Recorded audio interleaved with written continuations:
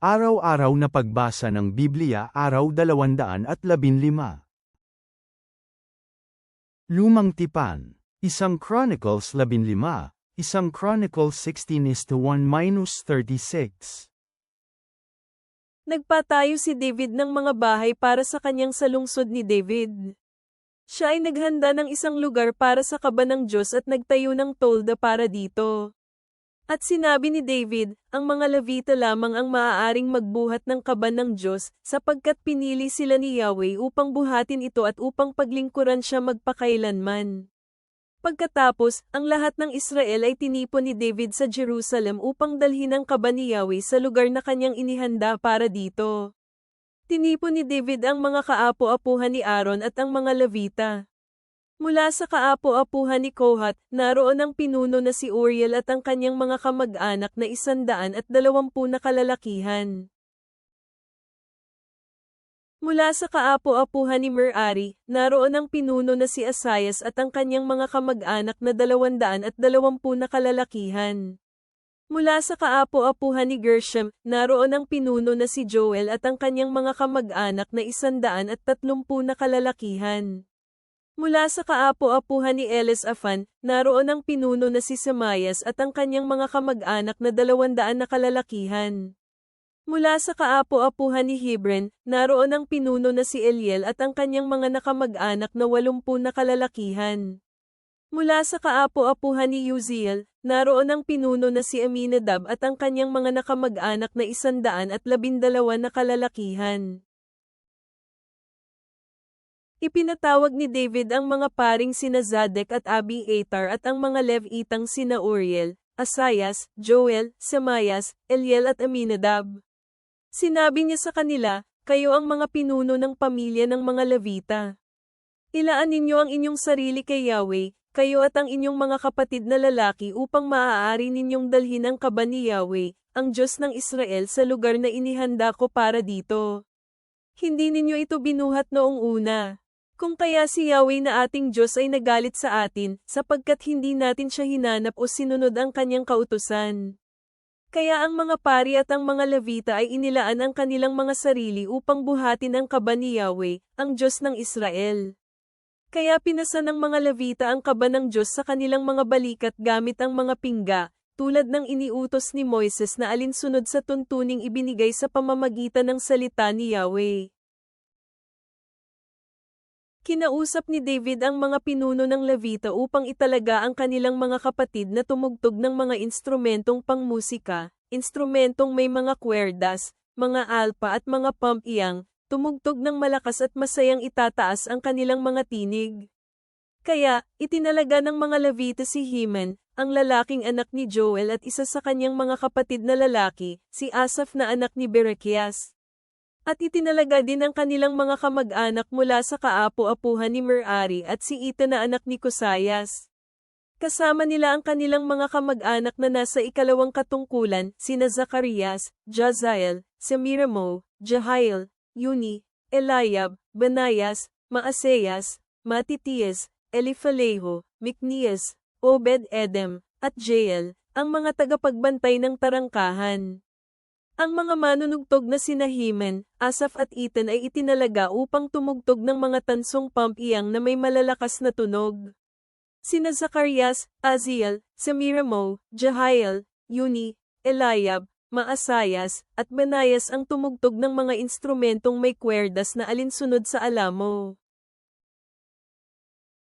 Ang mga nanguna sa pagtugtog ng mga alpa ay sina Matitias, Elifaleho, Miknias, Obed-Edem, Jeiel at Osazias na alinsunod sa Seminit. Si Ken-Anayas na pinuno ng mga Levita sa pag-awit, ang namahala sa pag-awit dahil mahusay siya. Sina Berechias at Elkanah ang tagabantay sa kaban. Ang mga paring sina Seb-Anayas, Joshaphat, Nathanael, Amazias, Zacarias, Banayas at Eliezer ang iihip ng mga trumpeta sa harapan ng kaban ng Diyos. Si Obed-Edem at Jeias ang mga tagabantay ng kaban. Kaya pumunta sina David, ang mga nakatatanda sa Israel at ang mga pinuno sa libo-lubo upang ilabas sa bahay ni Obed-Edem ang kaban ng tipan ni Yahweh na may kagalakan. Sapagkat tinulungan ng Diyos ang mga Levita na nagbuhat sa kaba ng tipan ni Yahweh, naghandog sila ng 7 toro at 7 tupa. Nakadamit si David ng balabal na gawa pinong lino, ganoon din ang mga Levitang nagbuhat sa kaban, ang mga mang-aawit, at si Kenanias, ang nangunguna sa awit kasama ang mga mang-aawit. Nakasuot si David ng lino ang ephod. Kaya dinala ng lahat ng Israel ang kaba ng tipan ni Yahweh na may masayang hiyawan at may tunog ng mga tambuli, mga pampiyang at mga instrumentong may kwerdas at mga alpa. Ngunit nang paparating ang kaba ng tipan ni Yahweh sa lungsod ni David, dumungaw sa bintana ang babaeng anak ni Saul na si Michal. Nakita niya si Haring David na sumasayaw at nagdiriwang. At kinamuhian niya si Haring David sa kanyang puso. Ipinasok nila ang kaba ng Diyos at inilagay ito sa gitna ng tolda na ipinagawa ni David para dito. Pagkatapos, naghandog sila ng mga alay na susunugin at mga handog pangkapayapaan sa harap ng Diyos. Nang natapos ni David ihandog ang alay na susunugin at handog pangkapayapaan, pinagpala niya ang mga tao sa pangalan ni Yahweh. Nagbahagi siya sa bawat Israelita, sa mga kalalakihan at kababaihan, ng tinapay, at 1 pirasong karne, at kumpol ng mga pases. Nagtalaga si David ng ilang Levita upang maglingkod sa harapan ng kaba ni Yahweh, at upang magdiwang, magpasalamat at magpuri kay Yahweh, ang Diyos ng Israel. Ang mga Levitang ito ay sina Asaph, na pinuno, at pumapangalawa sa kanya sina Zacarias, Jeiel, Semiramo, Jehiel, Matitias, Eliab, Banayas, Obed-Edom at Jeiel. Sila ang tutugtog ng mga instrumentong may kwerdas at mga alpa. Si Asaph naman ang tutugtog sa mga pampiyang ng malakas. Ang mga paring sina Banayas at Jahaziel ang palaging iihip sa mga sungay sa harapan ng kaba ng tipan ng Diyos. At sa araw na iyon, unang hinirang ni David si Asaph at ang kanyang mga kapatid upang awitin ang awit na ito ng pasasalamat kay Yahweh. Magpasalamat kay Yahweh, tumawag sa kanyang pangalan at ipaalam sa lahat ng bansa ang kanyang mga gawa. Umawit sa kanya, umawit ng mga papuri sa kanya at ipagsabi ang lahat ng kanyang kamanghamanghang mga gawa. Magmayabang kayo sa kanyang banal na pangalan, magalak ang puso ng mga naghahanap kay Yahweh. Hanapin si Yahweh at ang kanyang kalakasan, patuloy na hanapin ang kanyang presensya. Alalahanin ang kanyang mga kamanghamanghang ginawa, ang kanyang mga himala at mga utos na nagmula sa kanyang bibig, kayo na kaapo-apuhan ng Israel ang kanyang mga lingkod, kayong mga tao ni Jacob, ang kanyang pinili. Siya si Yahweh, ang ating Diyos. Ang kanyang mga utos ay nasa buong mundo. Panatilihin ninyo sa inyong isipan ang kanyang tipan magpakailanman, ang salita na kanyang iniutos sa sanlibong salin lahi. Naaalala niya ang kasunduan na kanyang ginawa kay Abraham, at ang kanyang sinumpaan kay Isaac. Ito ang kanyang pinatunayan kay Jacob bilang isang kautusan, at sa Israel bilang isang walang hanggang kasunduan. Sinabi niya, ibibigay ko sa iyo ang lupain ng Canaan bilang bahagi ng iyong mamanahin. Sinabi ko ito noong kakaunti pa lamang ang inyong bilang, talagang napakaunti, at mga estranghero sa lupain. Nagpunta sila mula sa isang bansa patungo sa isang bansa, mula sa isang kaharian patungo sa iba. Hindi niya hinayaan na apihin sila ng sinuman, pinarusahan niya ang mga hari alang-alang sa kanilang kapakanan. Sinabi niya, huwag ninyong gagalawin ang aking mga pinili, at huwag ninyong sasaktan ang aking mga propeta. Umawit kay Yahweh, buong mundo, ihayag araw-araw ang kanyang pagliligtas. Ipahayag ang kanyang kaluwalhatian sa mga bansa, ang kanyang kamanghamanghang mga gawa sa lahat ng bansa. Sapagkat si Yahweh ay dakila at marapat na papurihan, at marapat siyang katakutan higit sa lahat ng ibang Diyos. Sapagkat ang lahat ng Diyos ng mga bansa ay mga Diyos-Diyosan, ngunit si Yahweh ang lumikha ng mga langit. Ang kaluwalhatian at kamaharlikaan ay nasa kanyang presensya. Ang kalakasan at kagalakan ay nasa kanyang lugar. Ibigay kay Yahweh ang papuri, kayong mga angkan ng mga tao, ibigay kay Yahweh ang kaluwalhatian at kalakasan. Ibigay kay Yahweh ang kaluwalhatiang nararapat sa kanyang pangalan. Magdala ng handog at lumapit sa kanyang harapan. Yumuko kay Yahweh sa kanyang banal na kaluwalhatian. Manginig sa kanyang harapan, lahat ng nasa daigdig. Ang sanlibutan ay matatag at hindi ito mayayanig. Matuwa ang mga langit at ang daigdig ay magalak, sasabihin nila sa lahat ng mga bansa, maghari si Yahweh. Dadagundong ang karagatan, at sisiga ng may kagalakan ang mga pumupuno nito. Magagalak ang mga parang, at ang lahat ng nandito. Sisiga ng may kagalakan sa harap ni Yahweh ang mga puno sa kagubatan, sapagkat darating siya upang hatulan ang mundo. Magpasalamat kay Yahweh, sapagkat siya ay mabuti, at ang matapat niyang kasunduan ay magtatagal magpakailanman. At sabihing, iligtas mo kami, Diyos ng aming kaligtasan. Tipunin mo kami ng magkakasama at iligtas mo kami mula sa ibang mga bansa, upang makapagpasalamat kami sa iyong banal na pangalan at kaluwalhatian sa iyong kapurihan. Nawa si Yahweh, ang Diyos ng Israel ay papurihan magpakailanman hanggang sa magpasawalang hanggan. Sinabi ng lahat ng tao, Amen, at pinuri si Yahweh. Nawa si Yahweh, ang Diyos ng Israel ay papurihan magpakailanman hanggang sa magpasawalang hanggan. Sinabi ng lahat ng tao, Amen, at pinuri si Yahweh. Bagong Tipan, Romans 16. Inihahabilin ko sa inyo si Phoebe na ating kapatid na babae, na isang lingkod ng idol siya na nasa Cenchreae, upang siya ay tanggapin ninyo sa Panginoon. Gawin ninyo ito sa paraan na karapat-dapat sa mga mananampalataya, at tulungan ninyo siya sa anumang mga pangangailangan niya. Sapagkat siya mismo ay tumulong din sa marami, at ganun din sa akin. Batiin ninyo sina Prisca at Aquila, na mga kapwa ko manggagawa kay Kristo Jesus, na inilagay sa panganib ang kanilang mga buhay para sa aking buhay.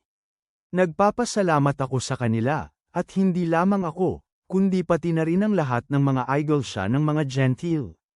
Batiin ninyo ang iglesia na nasa kanilang bahay. Batiin ninyo si Epeneto na aking minamahal, na siyang kauna-unahang bunga ng Asia kay Kristo. Batiin ninyo si Maria na naglingkod ng lubos para sa inyo. Batiin ninyo sina Andronico at Junia, na aking mga kamag-anak, at kasamahan kong mga bilanggo. Kilala sila sa mga apostol, na nauna pang nakakilala kay Kristo kaysa sa akin. Batiin ninyo si Ampliato, na aking minamahal sa Panginoon. Batiin ninyo si Urbano, na ating kapwa manggagawa kay Kristo, at ang minamahal kong si Stachys. Batiin ninyo si Aple, na subok kay Kristo. Batiin ninyo ang mga nasa sambahayan ni Aristobulo. Batiin ninyo si Herodion, na aking kamag-anak. Batiin ninyo ang mga nasa sambahayan ni Narciso, na nasa Panginoon. Batiin ninyo sina Tryphena at Tryphosa, na naglingkod ng lubos sa Panginoon. Batiin ninyo si Persida na minamahal, na naglingkod ng labis sa Panginoon. Batiin ninyo si Rufo, na pinili ng Panginoon, at ang kanyang ina at ina ko rin.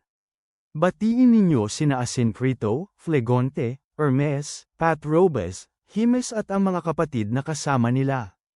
Batiin ninyo sina Philologo at Julia, Nereo at ang kanyang kapatid na babae, at si Olimpa, at lahat ng mga mananampalataya na kasama nila. Batiin ninyo ang isa't isa sa pamamagitan ng banal na halik. Lahat ng mga iglesia ni Kristo ay binabati kayo. Ngayon hinihikayat ko kayo, mga kapatid, na isipin ninyo ang mga taong nagiging dahilan ng pagkababaha-bahagi at pagkakatisod. Lumalagpas sila sa mga turong inyong napag-aralan. Talikuran ninyo sila, sapagkat ang mga taong tulad nito ay hindi naglilingkod sa ating Panginoong Kristo, kundi ang sarili nilang hangarin. Sa pamamagitan ng kanilang kaaya-aya at mga kalugod-lugod na pananalita nililinlang nila ang mga puso ng mga walang malay. Sapagkat ang inyong halimbawa ng pagsunod ay umabot na sa lahat. Kaya nagagalak ako sa inyo, ngunit gusto kong maging matalino kayo tungkol sa mga bagay na mabuti, at walang kamalayan sa kasamaan. Hindi magtatagal, ang Diyos ng kapayapaan ay dudurugin si Satanas sa ilalim ng inyong mga paa. Nawa ang biyaya ng ating Panginoong Jesu Kristo ay sumainyo. Binabati kayo ni Timoteo, ang aking kapwa manggagawa, at nina Lucius, Jason, at Sosipater, na aking mga kamag-anak.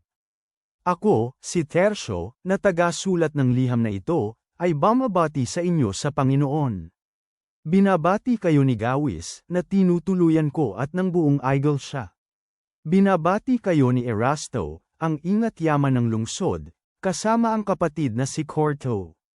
Nawa ang biyaya ng ating Panginoon Jesu Kristo ay mapasa inyong lahat.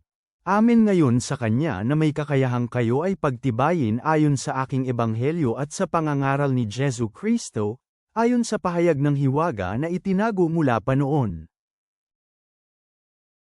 Ngunit sa ngayon ay inilahad na at nalaman sa pamamagitan ng mga kasulatan ng mga propeta ayon sa kautusan ng walang hanggang Diyos, para sa pagsunod ng mga Gentil dahil sa kanilang pananampalataya. Sa iisang Diyos na matalino, sa pamamagitan ni Jesu Kristo, ang kaluwalhatian magpakailanman. Amen.